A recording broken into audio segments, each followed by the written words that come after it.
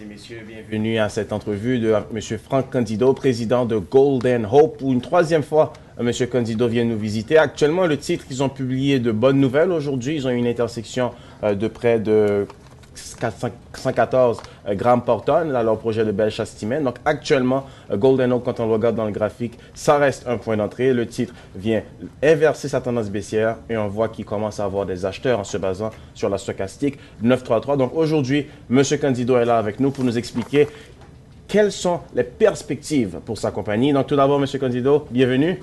Merci. Excellent. Donc vous avez publié un rapport 4301 récemment. Pour l'instant, quel pourcentage du projet qui a été exploré? Une très bonne question. Le 4301, c'était sur Bellechasse-Timmins. Okay. Les chiffres au moins étaient sur Bellechasse-Timmins. Puis Bellechasse-Timmins, l'endroit où on a foré, c'est vraiment un endroit de à peu près 600 mètres par à peu près 350 mètres. Okay. Et même ça, la moitié, on n'a pas foré encore. Alors, vraiment, si tu regardes qu'on a des claims sur 20 km de terrain, ça représente un pourcentage moins d'1%. Alors, c'est une très, très petite partie de ce qu'on a au sud-est de Québec. Donc, il y a encore du potentiel, alors, si je comprends bien, pour... Bien, on pense que le potentiel est énorme et c'est vraiment une question de travail, de forage, c'est tout. Excellent. Vous avez aussi complété près de 2 millions de dollars en financement. Souvent, avec les compagnies d'exploration, le doute que plusieurs investisseurs peuvent avoir, c'est est-ce que la compagnie a assez d'argent pour compléter son programme de forage qu'elle a annoncé? Parce que vous avez annoncé, je pense, 2500 mètres récemment de programme de forage. Donc, qu'est-ce que vous dites aux investisseurs qui sont peut-être inquiets, qui se disent « Ah, les conditions de marché sont peut-être pas fortes. Est-ce que la compagnie a assez d'argent pour aller de l'avant? » Qu'est-ce que vous leur répondez? Bon, premièrement, quand on annonce un projet de forage comme on a annoncé, il faut absolument qu'on ait l'argent. On n'annonce jamais une campagne de forage sans avoir l'argent. Alors, même si j'aime être un peu agressif, ça, c'est un peu trop agressif. Deuxièmement, l'étape d'avoir notre 4301, c'était une très grande étape pour cette compagnie-là, parce que vraiment, au lieu d'être seulement une compagnie d'exploration avec rien vraiment que potentiel, on a établi maintenant qu'on est encore une compagnie avec un très grand potentiel, sauf on a un dépôt qui existe et un dépôt avec des chiffres assez intéressants qu'on sache quoi faire pour aller élargir ce chiffre-là. Pas seulement à Bellechasse-Timmins, mais on pense qu'il existe d'autres Bellechasse-Timmins près de Bellechasse-Timmins. On n'a pas les noms encore. On va établir les noms quand on les trouve.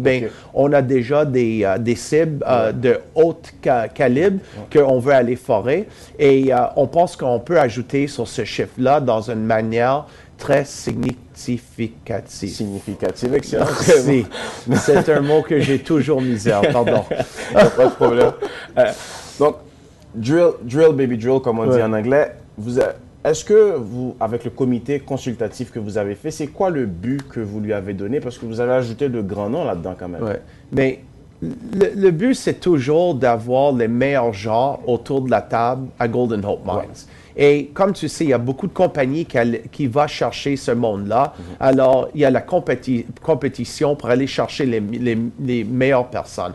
Mais pour nous, on a ajouté un gars comme Jim Franklin. C'était un très grand coup pour nous parce que M. Franklin est considéré comme un des meilleurs géologues au Canada.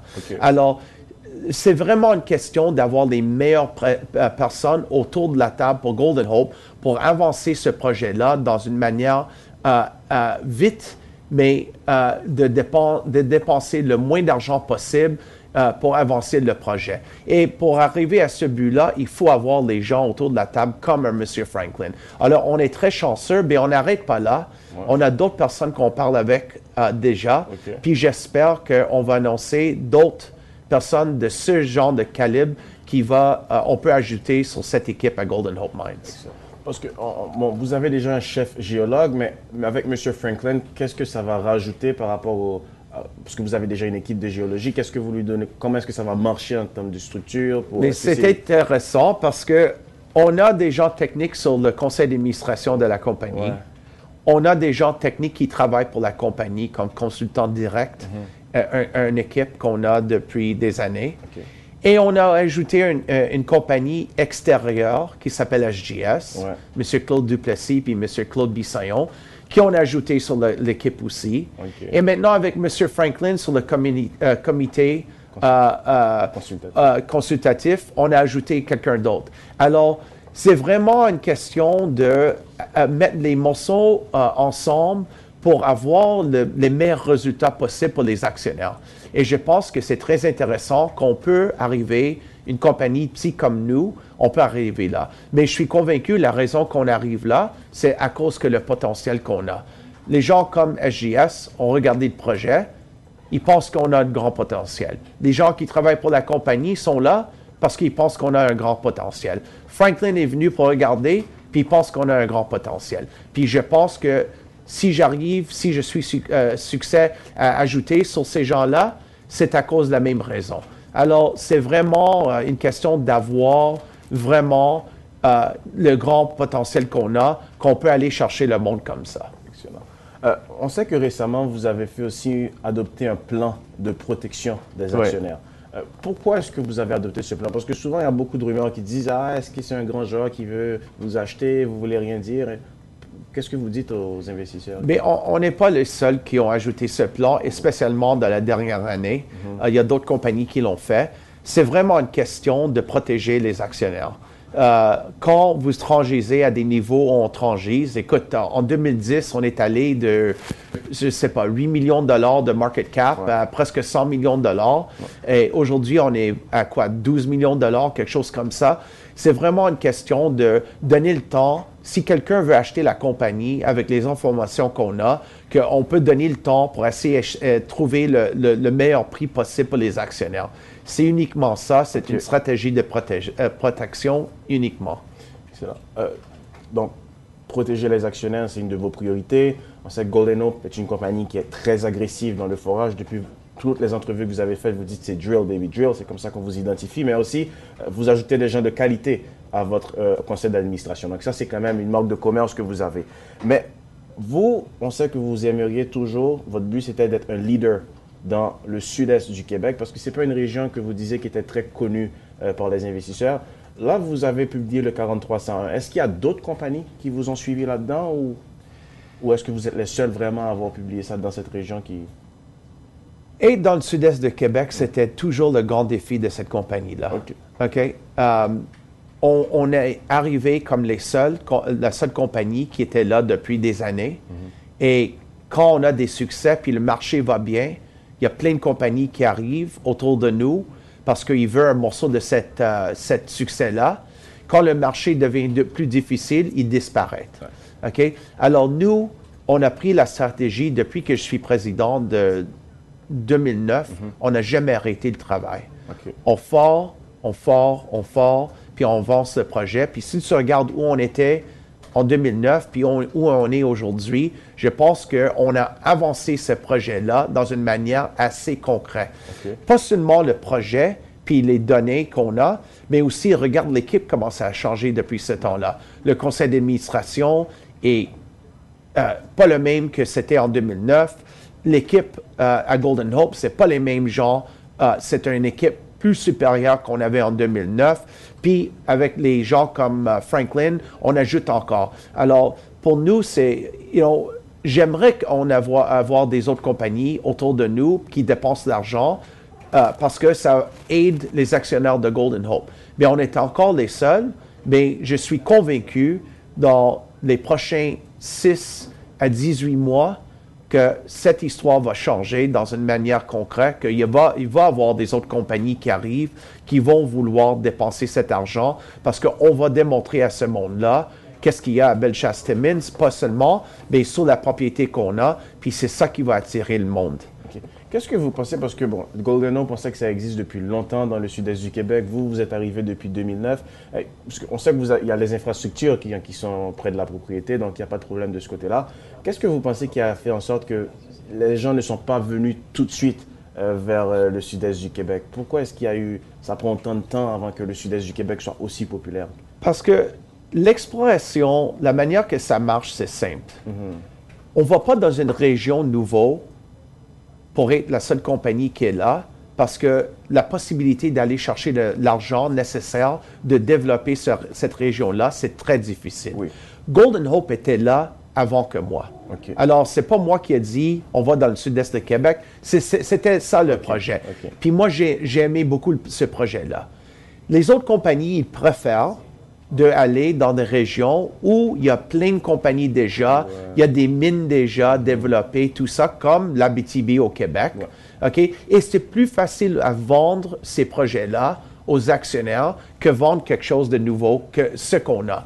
Mais le potentiel qu'on a, avec le montant de terrain qu'on a, j'aimerais dire au monde que la possibilité d'être un actionnaire de Golden Hope, puis faire un retour assez haut avec votre argent, c'est dur à trouver des autres compagnies comme ça, et spécialement parce que il n'y a presque rien qui était fait dans toute la région. Alors, si on est chanceux avec les cibles qu'on a, des cibles qu'on a travaillé beaucoup, puis on pense qu'on a un grand potentiel d'être correct sur ces cibles-là, ça va donner un retour assez intéressant aux actionnaires. Alors, c'est comme ça que ça marche, ce marché-là. Excellent. Alors, présentement, bon, on sait que vous êtes agressif, vous êtes entouré de bonnes personnes dans votre comité consultatif avec Franklin, avec aussi des gens dans votre conseil d'administration, une équipe supérieure. Mais maintenant, quels sont les plans pour 2013, 2014 en termes d'échéancier? Qu'est-ce que les gens peuvent s'attendre que Golden Hope va donner comme bonne nouvelle? Pourquoi est-ce qu'on devrait vous suivre? Le plan change toujours avec les informations qui nous arrivent. OK. C'est comme ça que ça marche. Ouais. Si on fait un plan sans regarder les nouvelles informations qui sortent, on ne fait pas le travail qu'il faut faire. Alors, le plan est simple. On veut forer Bellechasse-Timmins pour agrandir le chiffre qu'on a déjà là. On veut aller forer les autres Bellechasse-Timmins qui existent proches de Bellechasse-Timmins pour ajouter un chiffre encore plus grand à ce chiffre qu'on a là. Puis on veut aller forer toutes sortes de cibles qu'on a de haute priorité sur la propriété de 18 à 20 km. Alors, le plan est simple. On va forer, puis on va forer, puis on va forer. C'est simplement ça. Et quand l'information sort, on va déterminer c'est quoi la prochaine étape pour la compagnie. Comme un petit exemple, si tu me permets, aujourd'hui, on a sorti ce mètre de 114 grammes par tonne. La raison qu'on a sorti ce chiffre-là, c'est à cause qu'on a mis un trou qu'on pense va changer dans une manière assez intéressante le chiffre qu'on a à Bellechasse-Timmins, potentiellement. Dans le trou, on a eu de l'or visible incroyable. Au lieu d'attendre pour tout le trou qui revient de laboratoire, on a pris un petit morceau de ce trou-là, celle qui avait l'or visible, puis on l'a envoyé pour déterminer c'était quoi qu'il y avait dans ce trou-là, pour être sûr que c'était de l'or, puis l'or significatif. Alors, on a démontré que dans ce trou-là, l'or existe. On espère que ça existe dans le trou, dans d'autres endroits dans le trou. On pense que on va être succès dans ça. Puis ça, ce trou-là va nous aider à monter le chiffre à Bellechasse-Timmins dans une manière assez intéressante. Alors, c'est comme ça qu'on travaille. On va continuer à travailler comme ça. Une dernière question par rapport au financement qui pourrait arriver, parce que, bon, on parle beaucoup de ralentissement de l'économie un peu partout et tout ça. Vous, comment est-ce que vous entrevoyez les conditions de financement? Est-ce que vous c'est quelque chose qui est très stressant pour vous? Comment est-ce que vous prévoyez comme rassurer certains actionnaires qui sont comme c'est par rapport au financement? Qu'est-ce que vous dites? C'est souvent une question qui revient tout le temps. C'est toujours stress. On a toujours la stress quand il arrive une compagnie qui, on dépense parce qu'il faut avancer un projet. Mais si on dépense cet argent dans une manière efficace, dans le court terme, on peut démontrer aux actionnaires qu'ils peuvent faire argent avec cette action-là. Okay. Alors, on pense avec les données qu'on a, avec le potentiel qu'on a, aller chercher l'argent, c'est jamais un problème. Le problème, c'est à quel prix on va aller chercher cet argent-là. Ça, on essaie toujours de mettre le plus d'informations possible pour essayer de monter le prix de l'action, mais à la fin du jour, c'est pas une question que j'ai peur qu'on ne peut pas chercher l'argent. C'est toujours une question à quel niveau on peut aller chercher cet argent-là. Alors, on a l'argent, on forme, on travaille. Il y a beaucoup de compagnies qui ne font pas beaucoup. Nous, on travaille, puis on avance le projet, puis on va démontrer d'ici même le premier trimestre de l'année prochaine, dans une manière concrète, comment on avance le projet. Alors, on travaille dans une manière très agressive, n'importe quoi les conditions du marché. Okay. Est-ce qu'on peut dire qu'en mi-2013, on pourrait avoir peut-être un update sur le 4301? Bien, c'est possible. Okay. Bien, on ne le sait pas. Okay. Comme je t'ai dit, quand on a assez d'informations qu'on peut ajouter un chiffre sur le chiffre qu'on a, un chiffre assez intéressant, on va le faire parce que ça ne vaut pas la peine de dépenser cet argent-là pour ajouter peut-être 50 millions sur le chiffre qu'on a. C'est sûr, c'est sûr. Excellent. Écoutez, M. Candido, merci encore une fois d'être venu. On espère vous voir dans 6 mois pour nous donner encore un autre update sur cette belle compagnie. Mais j'espère que je peux revenir avant Noël même. OK, merci beaucoup. Merci.